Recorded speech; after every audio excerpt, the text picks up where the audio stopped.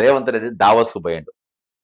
దావోస్లో రేవంత్ రెడ్డిని చూడగానే 1,79,000 కోట్లు ఇచ్చిండ్రు.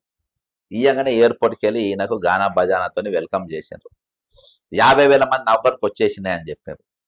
ఇక ఇప్పుడు నేను ఒప్పుకుంటా, నువ్వు 1,79,000 కోట్లు తెచ్చేసినావు, కంపెనీలు పెట్టేసినావు, 59,000 మందికి నౌకర్లు ఇచ్చేసినావు, 59,000 మంది ఆల్రెడీ బంగారు గిన్నెలలో వండుకొని తింటుండ్రు, హ్యాపీ.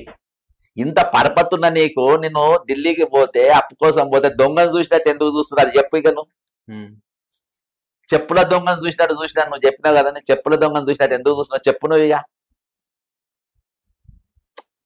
అరే దావోస్ బ్రదర్, నువ్వు ఇంత చిల్లరగా లెక్క నేను ఎట్లా చూస్తుంటావు అంటే, నిన్ను ఎవరు రూపాయి పెట్టుబడి నీకు తేలే, ఎవరు రూపాయి ఇయ్యలేదు, ఒక్క డిపిఆర్ కూడా లేదు, ఒక్కడు కూడా నీకు డీటెయిల్ ప్రాజెక్ట్ రిపోర్ట్ ఇయ్యలేదు, ఇది సుత్త అబద్ధం అని చెప్పేసి ఆయననే తెలుపుకున్నారు. 2 స్టేట్మెంట్లతో దొరికేపారు.